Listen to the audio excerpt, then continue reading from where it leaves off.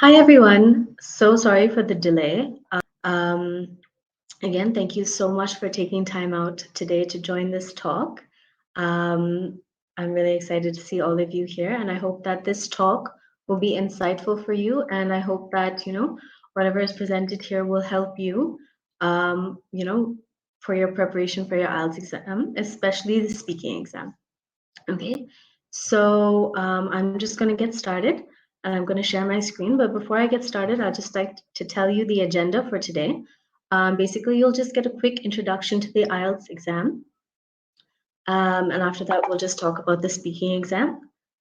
And from there, we'll go on to the most common questions that are asked about the speaking exam. After that, we'll probably open the floor up to some questions.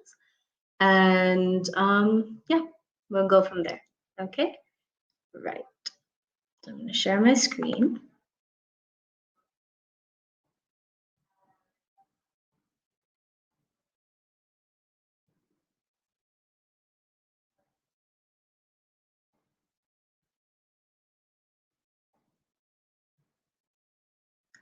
Okay, I'm hoping that my screen, you can see my screen, everybody? I won't be able to tell whether you can or not, so I'm just going to go ahead and, yeah, continue.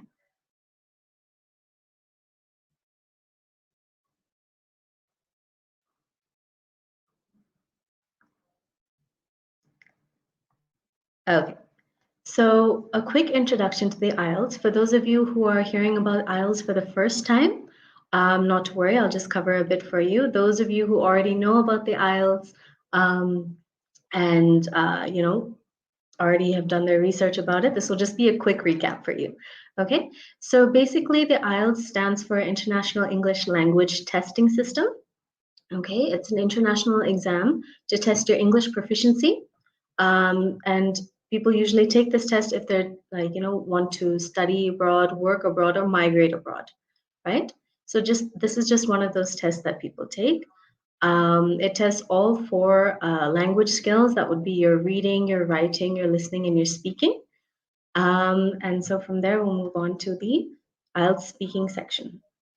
Okay, so basically, this is just an interactive discussion with a certified examiner, right? The duration, it lasts for about 11 to 14 minutes, and it has 3 parts, okay? So basically part 1 is basically you answer questions about yourself and about a few other topics. These are common topics, and as we go through this talk, you'll hear more about it. Part 2, basically, you'll be given a topic that you'll have to speak about for a certain amount of time. And then part 3, it's a longer discussion about the topic that's introduced in part 2. Okay? Okay. The next bit that we're going to go through is the assessment criteria.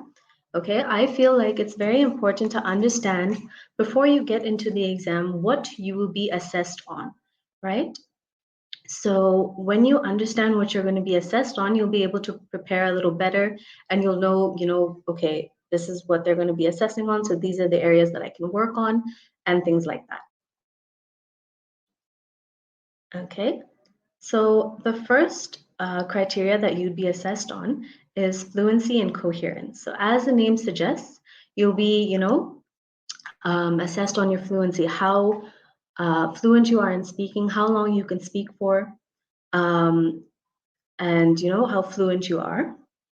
Okay, that too at length. Okay, if you speak for a short amount of time, you'll probably receive like a lesser score. But if you're able to speak for a longer time, it boosts up your score. Okay, and also how you can speak without pausing or making mistakes or any hesitation or self-correction. Right, that comes under fluency. The next one is use of cohesive devices. It's a big word, but I'll break it down for you as well. So cohesive devices are like, words using pronouns, using connectors. Connectors are like however, such as, in contrast. This usually helps you when you're speaking during part 3 to present your ideas and things like that. Okay, sorry. And then also the use of conjunctions. So like using words like but or for and things like that to connect your sentence. And the next point is also clarity of speech. How clearly you speak when you're presenting your ideas. Okay, so that was the first marking criteria. The second one is lexical resource. Okay, this criteria is where the examiner will be, assessing you on your usage of your wide range of vocabulary, use of collocations and paraphrasing. Again, two big words there, but we'll break it down. Basically, how you rephrase the question or rephrase your answer, not picking up words from the question that the examiner has given you, how you can turn it around and, rephrase it. And also, how you present your answer with minimum to no errors. Okay, all right. The next criteria is grammatical range and accuracy. Again, how you, form correct sentences, the way you present your sentences. Okay, so that's your sentence structure, your grammar, the use of correct grammar, organizing your sentences in such a way that it makes sense. Okay, so the usual order is basically subject plus word plus object. So times people, usually get it muddled up. Okay, non-native English speakers, it's very easy to, muddle up your sentences. So it really is important that you practice and make sure that your sentences are, in the correct order and presented well. Okay, and last but not least, the last criteria is pronunciation. Okay, so the first point we have there is the ability to use intonation. Okay, that basically means the way, the rise and fall in your voice. So when you're presenting your answer, sometimes it's, it'll sound a little boring because it'll sound monotonous. You're just speaking with one tone and, there's no rise or fall in your voice. But when you put that rise and fall in your voice, it's called intonation. And that's one of the criteria that the examiner will be marking you on. Next one, again, as the name suggests, pronunciation. Be sure that you're pronouncing your words correctly, properly, enunciating. When I say enunciate, stressing on, certain parts of the word so that it's easier for the examiner to understand you. And last but not least, a clear accent. We will be speaking about accent as we go along during this talk, but it's important also to have a clear accent. That does not mean you put on an accent. It just means that however you speak, it should be clear. Okay, so yes, these are the 4 points that you'll be assessed on. Okay, and again, like I said before I started this, it's important to understand how you will be marked so you know, for your areas to work on. Okay, all right. So now we're moving on to the part of the talk, today's topic, which are the common questions that people usually have about the speaking exam. Okay, I have a few questions lined up here. We'll also have time at the end to, if any of your questions, if you still have questions, we'll open the floor and you can ask your questions there. Okay. All right. Okay. So question number 1: how long will part 1 last? So part 1 basically lasts between 4 to 5 minutes. Okay. You'll receive it, you'll introduce yourself, you'll tell the examiner about yourself, confirm your identity, and then you'll start speaking. Okay, so 4 to 5 minutes is basically how long part 1 will last. Okay, next question that we have is, what kind of topics or questions will be asked for the first part of the speaking exam? Okay. So you'll have a range of topics, like for example, that you have on the screen. It could be about work, it could be about study, it could be about your hometown, pets, food, birthdays, any kind of common everyday topic. That's what, you'll be asked on. It's usually the who, what, when, where, why, how questions. Okay, so for example, if it's like work, where do you work? Do you like your work? What do you do? Again, if it's study, what are you studying? Where are you studying? So you can mention like the college you're studying at, the course you're doing. About your hometown, where's your hometown? Things that you can do in your hometown. Again, pets, do you have a pet? What's its name? All kinds of common questions. These are the kind of, questions and topics that would be asked for part 1. Okay.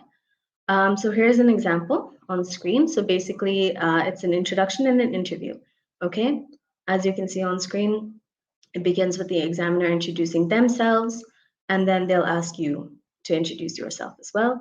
So after you do that, here you go. For example, let's talk about your hometown or village. Here are the questions: what kind of place it is, what's the most interesting part of your town or village, what kinds of jobs do people do in your town or village, would you say it's a good place to live? And basically in part one, what happens is you'll have at least 7 to 10 questions.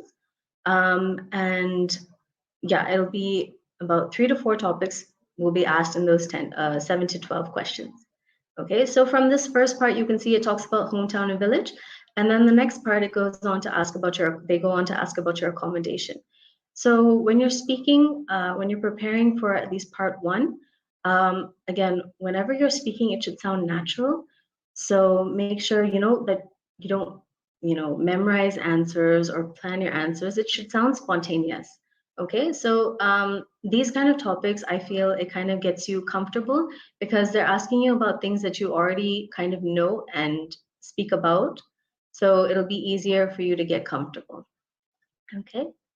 All right. So that brings us to the next question, which I almost answered in the first question itself. How many questions will be asked in part one? Okay, so again, you'll be asked 7 to 12 questions ranging between 3 topics. So like we saw in the previous slide, okay, you could be asked about your hometown or village. You can be asked about your accommodation. The next one could be about your family, and the next one could be about your daily routine. Okay, for example. So they'll just club. So again, from these topics, they'll probably just club 3 or 4 of them and then ask you your questions. Okay, all right. Now we're moving on to the second part of the speaking exam, which is part two. Okay, so the question is, how will part two of the exam work? Okay, so basically in part two of the exam, you'll have 3 to 4 minutes. You'll have 1 minute to prepare. Okay, you'll receive a card. On that card, you'll have, the topic, and you'll have a few speaking prompts. Okay, you'll have 3 to 4 speaking prompts listed. Those prompts are just there to help you, prepare for like your speaking part two. Okay, and you'll also receive a piece of paper to take notes, so that'll help you, prepare for your topic. So you'll have 1 minute to prepare, and the examiner will stop you after 1 minute. And after that, the things that you've prepared for part two, you'll be speaking for about 2 minutes. Okay, and again, the examiner will stop you after 2 minutes. Okay, so basically, you'll be assessed on your ability, to speak at length about a certain topic, and also, the use of appropriate language and grammar, and how well you organize your thoughts logically and chronologically. Okay, so it's really important that when you're preparing, make sure that things are in order. Even though you get 1 minute time to prepare, use that time wisely and prepare accordingly. And just take a minute to not stress and just prepare your answers. Okay.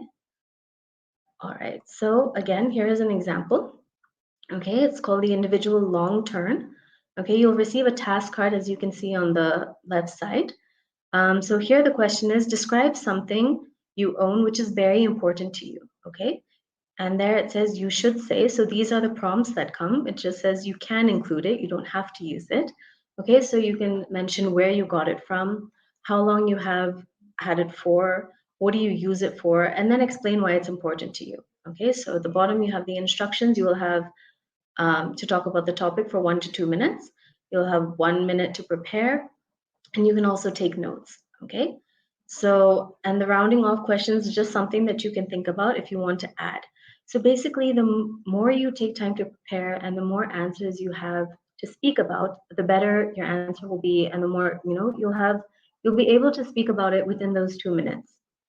Okay, this is a speaking exam, so make sure you are speaking as much as possible. Okay, the examiner is not too worried about what content you're putting in. They're more worried, more not worried, but assessing you more on how you're speaking or your, the general uses and the criteria that we mentioned before. Okay, so here's the tip: use your preparation time well. Okay, can't stress that enough. All right. So the next question, again, we briefly discussed it before, but do I need to follow the prompts on the cue card for part two? So the answer to that is no, you don't have to, but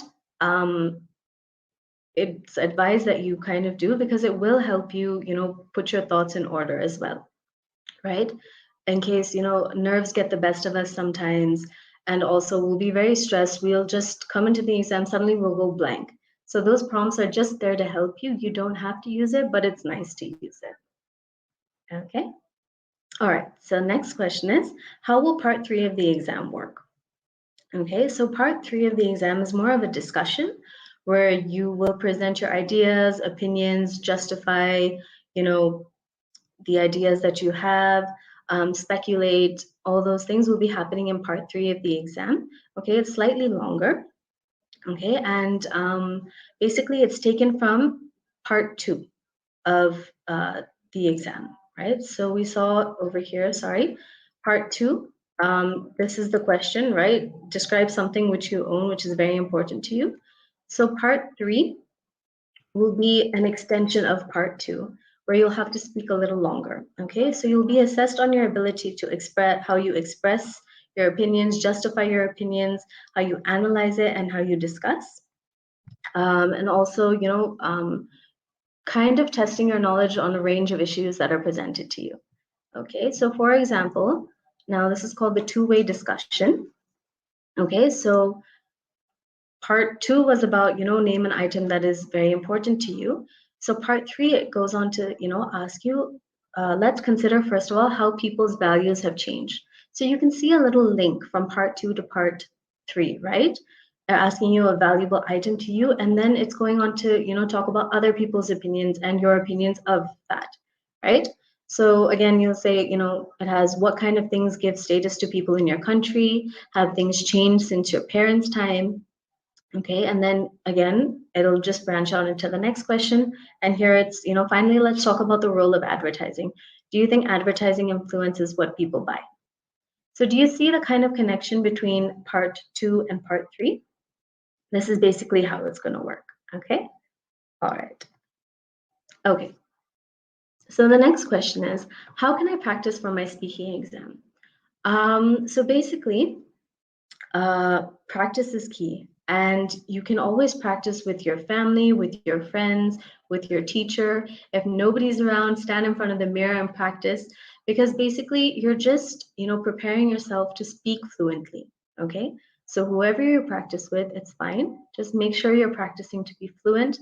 Again, when you're practicing, try not to memorize answers. Okay. Because on the day, when you memorize answers, the examiner will know, and it'll probably dock your score down a little bit. These conversations, these discussions that you're having with the examiner, it should sound very spontaneous. It shouldn't sound planned. And that's why you should be practicing your fluency, so that on the day, as soon as you hear a topic, suddenly you'll be able to connect and you'll be able to speak. Okay.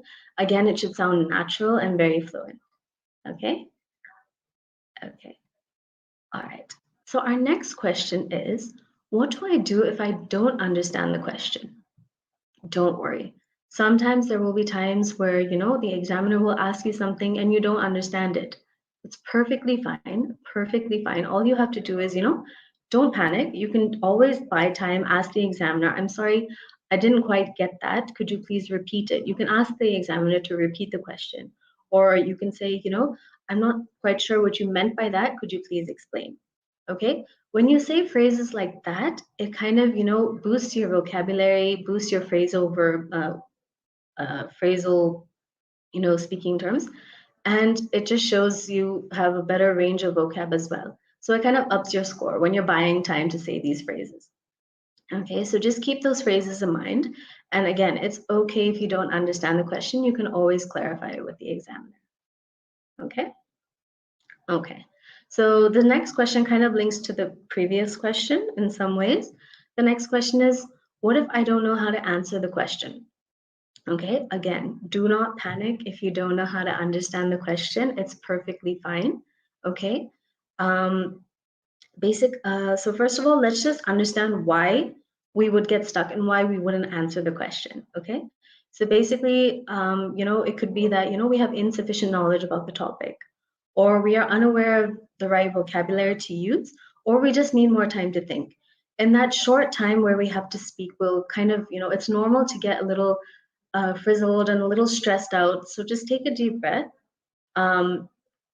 Just be calm and, just slowly answer the question. So for example, this usually happens in part 3 where we tend to maybe not understand quite well the question. So for example, if you've been asked, do you think computers make our life easier? Or why do people dislike computers? Or will we use computers more in the future? Especially that last question, it might be difficult to just kind of round up an answer right away, right? First things first, I think the usual way of responding if we don't understand a question is, I don't know. So we should probably try and stop saying, I don't know, because again, that will just dock you down a little bit. Instead of saying, I don't know, what can you do instead? Buy a little time and use fillers. So when I say fillers, again, you can be like, I'm not too sure, but, or off the top of my head, this is what I feel, or I would say, or, I can't say for sure, but. So for example, do you think computers make our life easier? If you're not sure what to answer for that, you can just be like, I can't say for sure, but I'd like to think that, computers do make our life easier. Okay, you can just, but also paraphrase the answer, like paraphrase your answer, right? So that you're not, picking the phrase right from the question. Okay. Okay. Next question, which we kind of talked about at the beginning as well.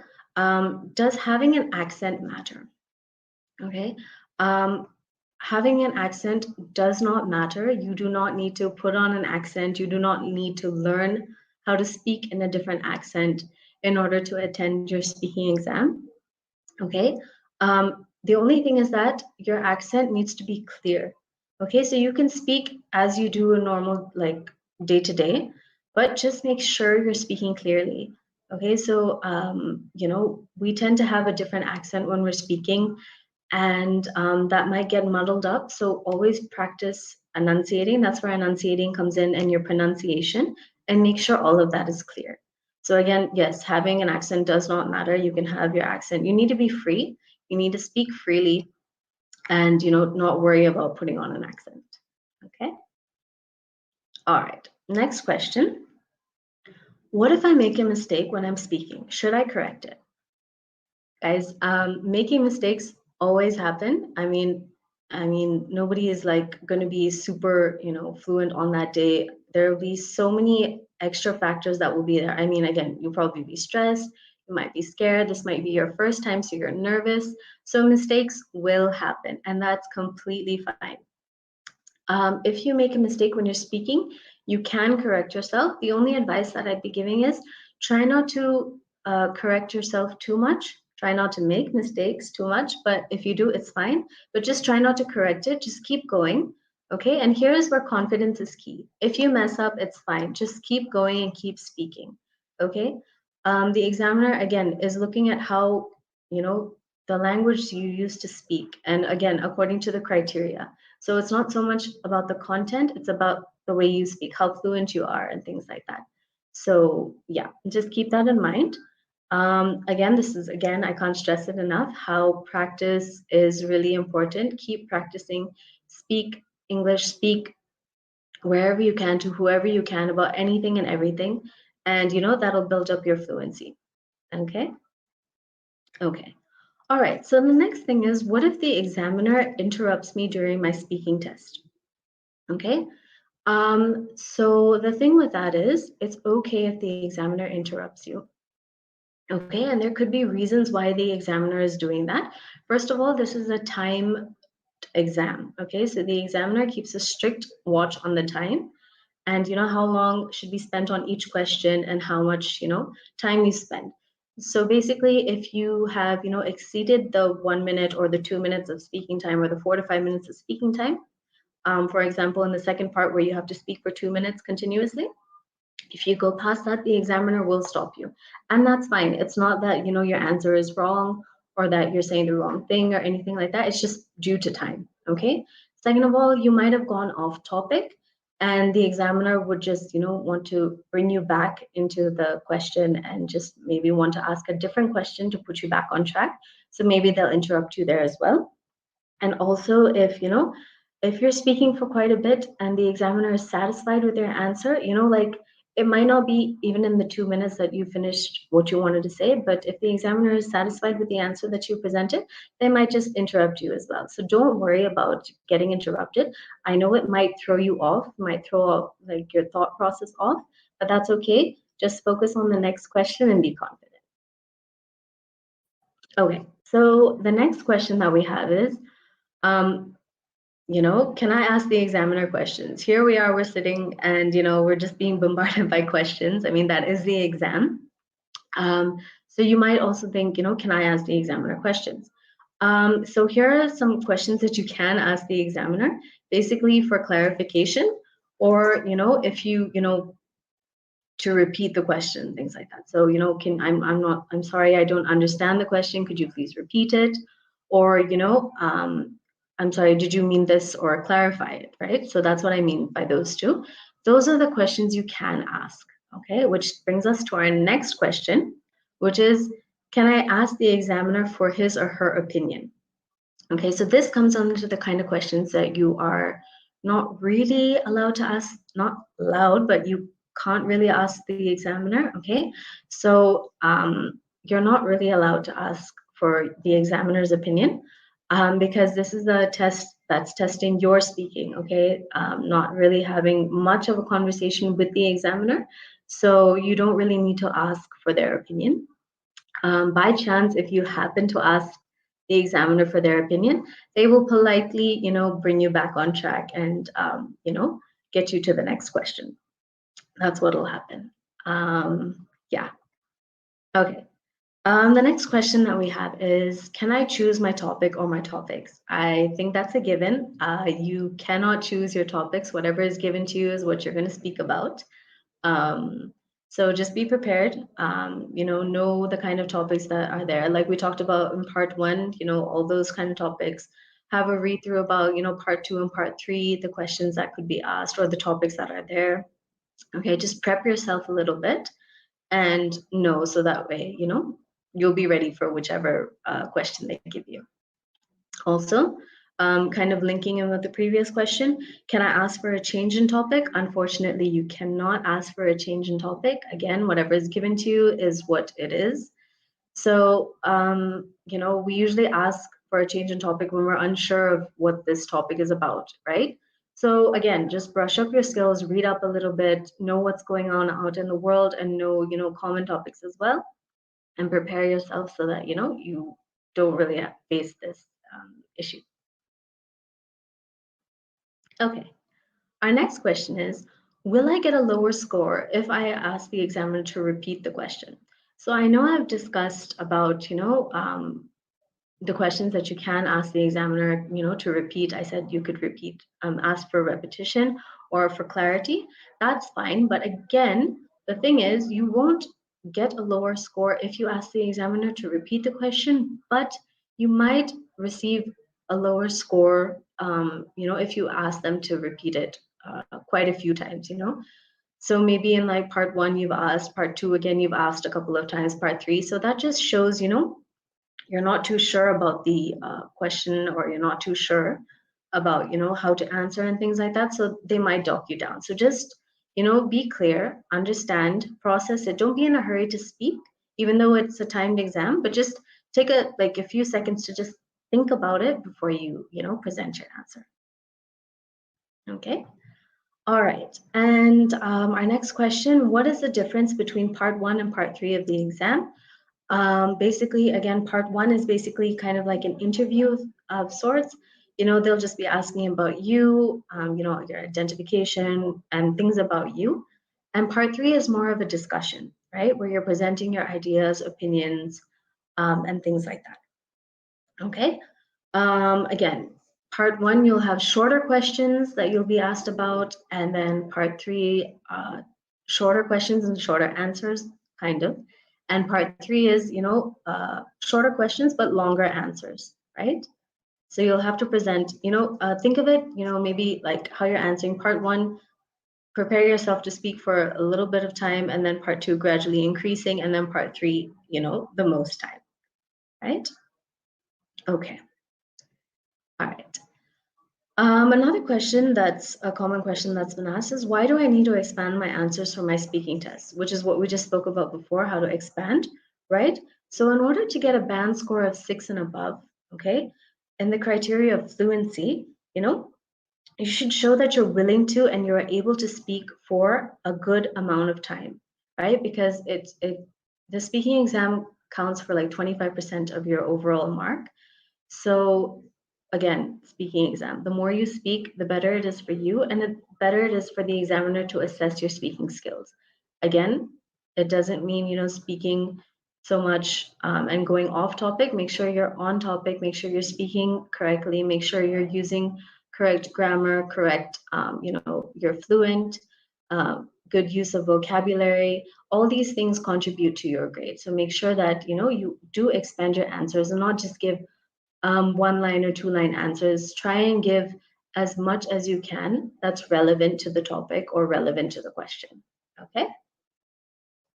All right. And I guess we're here at our almost last question, an example of the flow of the speaking test. So I have an example for you in the next slide, and I'll go through it with you as well. So on the left side, I've given like 4 different topics that you could be asked about. So at the beginning, again, the examiner will ask, to identify yourself. You'll tell them your name, okay? You'll probably tell them, where you're from and things like that. And then they'll go on to, okay, so what do you study? And they'll ask you questions about what do you study, where do you study, why did you choose that subject, for example, okay? This is all just an example, okay? Then I might go on to your hometown, right? Where's your hometown? Do you like your hometown? If people come and visit your hometown, what will they be able to do there? And then, again, the examiner will, gradually move on to maybe your daily routine and ask you, what time do you get up in the morning? What does your day look like? Do you change your routine? Things like that. And then last but not least, they might just ask you again, what do you do in the evening? Do you do the same thing every evening? How do you prefer to spend your time? Okay, so these answers, even though they all have some relevance. And even though it's jumping, just make sure you know what to say and that your answer is spontaneous, right? So this is where I said before, if you have prepared answers, it won't really work. It should be spontaneous. You should just come up and, say it. What do you study? You can say, I study BBA at this college. I chose this subject because, maybe my parents wanted me to, or I've had an interest in this subject for, so many years, and this is what I wanted to do when I was young. And then when they ask you about your hometown, my hometown is this place. I like this about my hometown. I like this about the city that I stay in. Again, paraphrase your answers. So again, for your hometown, you can say this, my hometown, and then you can change it to my city or my town. Okay, use different words and paraphrase your answer. So that's part 1.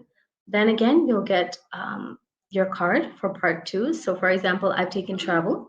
So here it'll say, describe a place you have recently visited. You should say, where you went, who you went with, how you got there, and explain why you enjoyed it. Okay, so you'll have 1 minute to prepare.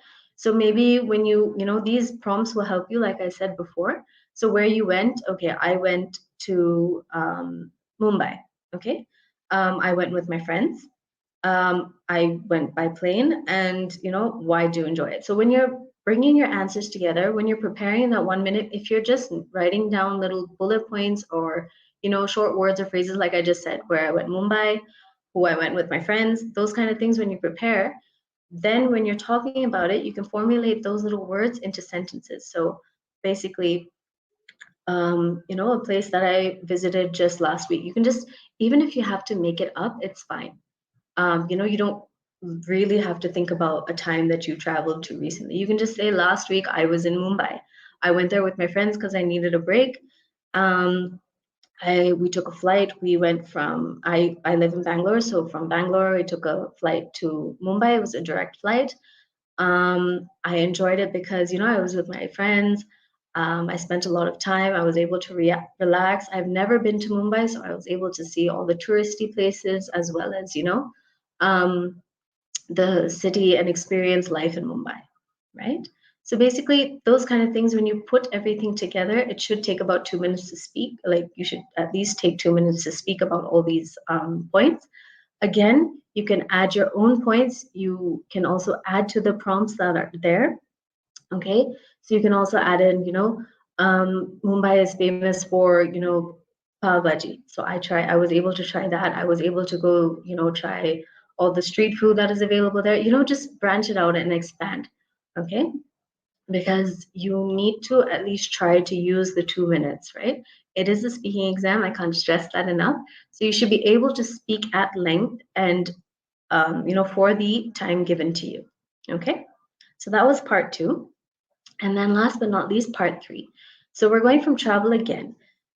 So basically, the examiner will probably ask you from there some questions like, why do some people prefer to travel abroad rather than in their own country?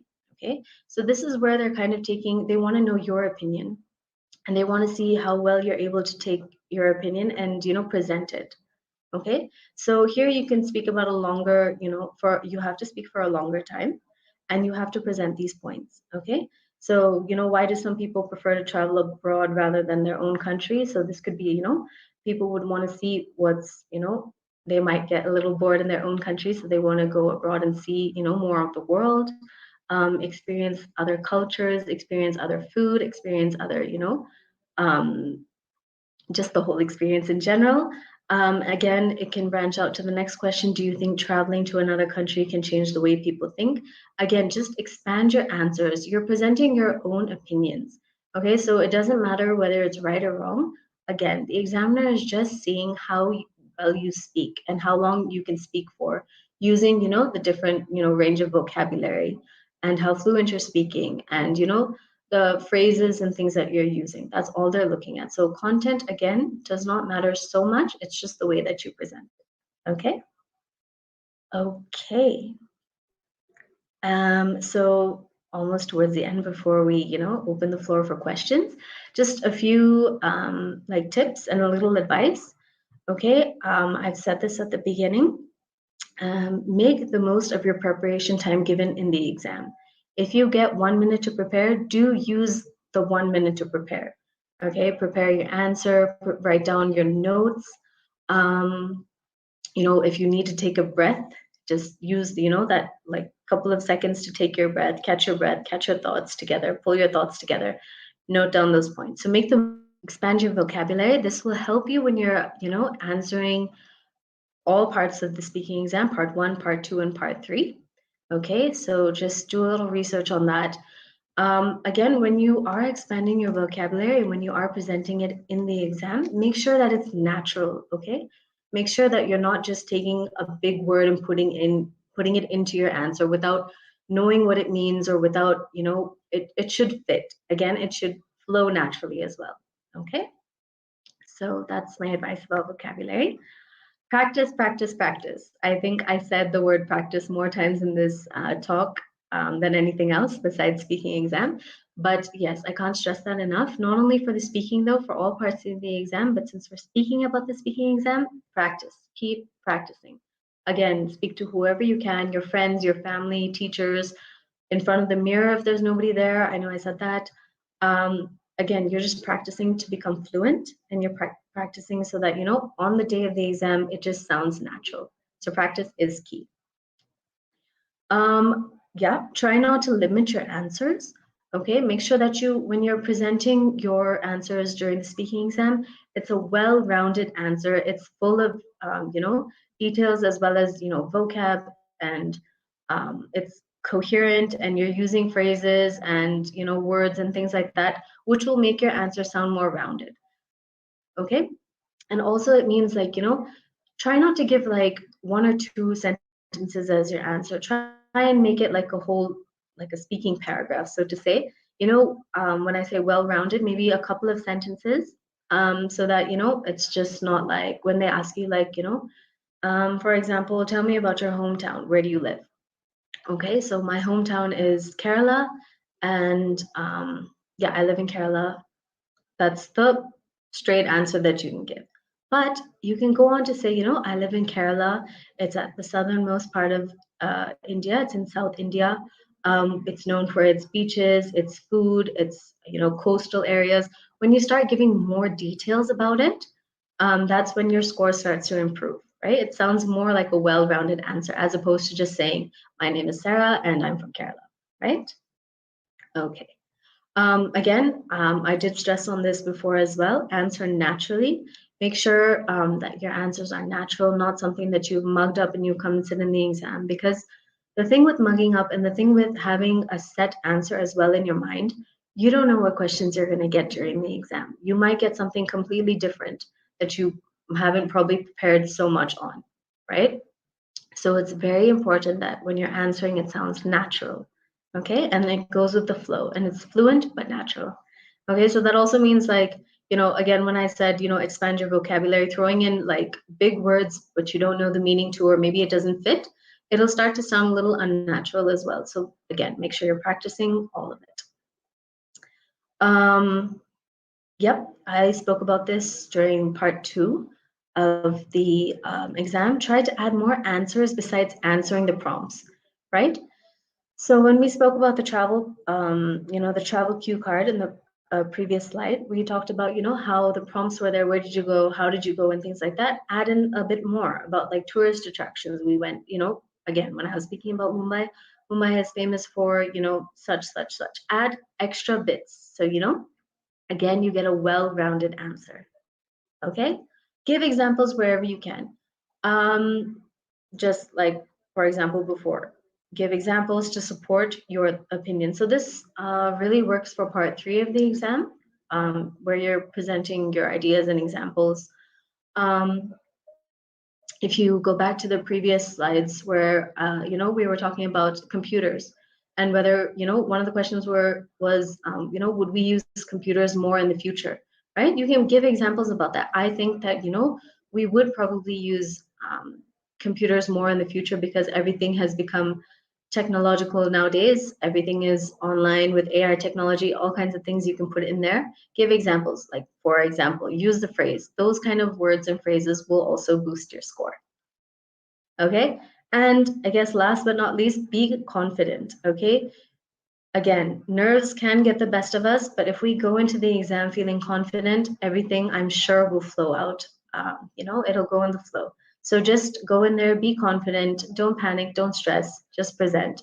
Okay, it's again 11 to 14 minutes where you'll be speaking. So if you think about it, it really isn't much time. I know when you're sitting in the exam, it might feel like forever, but 11 to 14 minutes, that's all you need to focus on for your speaking exam. So just make sure you're prepared well, you've practiced, and these are just the some advice and tips that I have for you. Okay, so I'm going to stop sharing my screen now, and we can go on to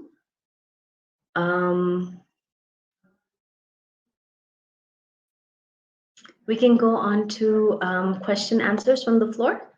If anybody has questions, any questions about the speaking exam that I may not have answered, if you'd like to just, type it in, and I'd be happy to answer your questions. We have about maybe like 5 minutes or so and time for a couple of questions. We have a question. It's, I have 3 months to prepare for the IELTS speaking test. What is the best way to score a band 8? Okay, so to be honest, again, it's all about practicing. Okay, dedicating maybe at least, depending on how much time you have in a day, to dedicate for, to prepare for your IELTS exam, at least for the speaking exam, at least maybe 1.5 hours you can dedicate. Do some research, practice, have a look at topics that are, that are pretty common during the speaking exams for part 1, part 2, and part 3. Okay. Yeah, and again, practice. Best way to score a band 8 will probably be, again, practice. Make sure that you're fluent. Go back to what you're being assessed on, right? So you're going to be assessed on fluency, grammar, what else? Pronunciation and lexical resource. So know what you're going to be assessed on and practice for that as well. So you know how to, reach a band 8. Again, online, there are bands which you can see how you're going to be marked. So have a look through that as well. See what a band 9 entails, see what is there for band 8, see what's there for band 7, so you know where you can improve. Okay. The next question, what are the best ways to prepare for the IELTS speaking test? Books, coaching, speaking clubs, what else? Okay, so again, books for speaking, yes, again, you can, check out the topics that are there, see what common topics are there, what the recent, in 2022, what are the most recent questions that have been asked. Get yourself familiar with everyday topics, everyday things that are happening in the world, because you can relate it to your answer, mostly for, part 3 of the exam, but for anything really. Yes, there's coaching. You can take up coaching, you can take up, classes to help prepare. Speaking clubs, what else can you do?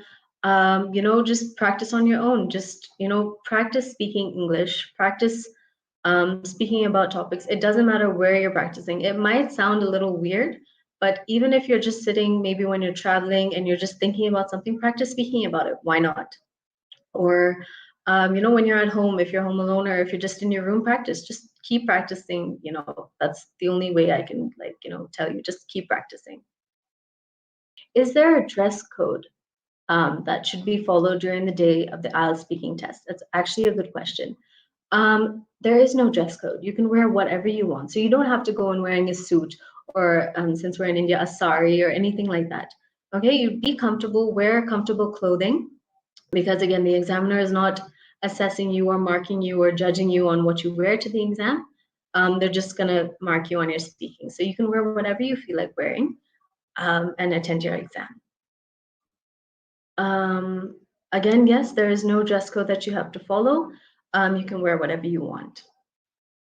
Okay, one more question. Can I change my IELTS speaking test appointment date? Yes, you can change it. So what happens is usually the speaking is either on the same day or 7 days before or 7 days after the rest of the sections of the exam. So in the light that you're feeling unwell that day, or you have a medical emergency, or there's something that that comes up that you have to, reschedule your test date, you'll have to write into your test center and let them know. Maybe you'll have to produce, if it's a medical emergency, produce a medical certificate and just let them know. Again, you'll have to speak to them about the fees and, the cancellation fees, and if there are charges that have been taken. Just speak to the center that you have, signed up with to take your exam. How do I introduce myself in the IELTS speaking test? So basically, when you're giving your introduction, you can just be like, I'll give you, my introduction. Basically, so my name is Sarah. I am an IELTS trainer. I have been, working for about 3 to 4 years. I am from Kerala. Kerala is in the southernmost part of India. It's known for its beaches, its coastal. You just kind of introduce with your name and just a little bit more, characteristics that kind of, bring out who you are and things like that. So that way it makes it easier for you to branch out to the next question, because the next question that the examiner will ask will probably be about your hometown or about your daily life or what you do or what you study. So, you're already kind of covering it in your introduction. So it just gives you the flow. Okay. I have the habit of rambling while speaking. Will it impact my score in the speaking test? How can I improve this habit? Okay, so here, I think in the speaking test, it's okay if you're rambling. Okay, it is a time test, but don't worry about it, because the examiner is there to stop you if you're speaking too much or if they feel like they've got, what they needed to hear from you. So ramble away. I think that's totally fine. It won't impact your score as such unless you are going off topic. Okay, unless you're going off the topic or off, away from the question, then it might just affect your score a little bit. So if you are rambling, do make sure that you're rambling about the topic and about the question, not anything out of that. How can you improve this habit? So yeah, if you want to improve the your habit, maybe just, practice speaking to the point, as well as just adding a little bit here and there. So time yourself when you're speaking. When you're practicing, time yourself when you're speaking. See how much you can cover in that time.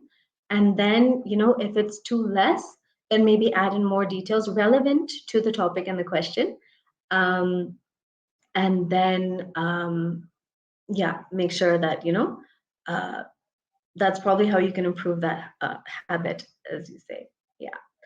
I need to give the IELTS test in Hyderabad. Is the examiner for the IELTS speaking exam always an Indian or an English language speaking native? So to answer your question, it will be an English speaking native. So they are certified examiners who will be taking your test. Not necessary that they're Indian. Okay, and yeah, you can check with your centers. So the centers that are conducting the IELTS exams IDP, so you can just check with them and see, they probably have a list of exams. No, they might not have, but they'll be able to guide you on, who's coming in to take your exam. But definitely they're an English speaking native, native English speaker, sorry. Yeah. Okay, so I think we'll end the session here. Just before we end though, there might be some more questions that you might have. And if you do, I would just suggest that you can, go on to the Nebula site and just maybe log on to your account and then spin a quest. So you have a button where you can just ask your question. And if it's about the IELTS, there'll be somebody to answer your questions. So just post in a question and you'll get that question answered if it wasn't answered on today's talk. Once again, thank you so much for joining. Thank you so much for taking out your time this evening to join us. Again, I hope this talk was insightful for you. I hope it gave you a bit more clarity as to how to attempt your IELTS speaking exam. I hope it answered some of the questions that you would have had about the IELTS speaking exam. And yeah, I hope to see you soon. There are more IELTS topics that we do cover, so do have a look at that, check that out, and hopefully we'll see you soon. Take care, guys. Have a good evening.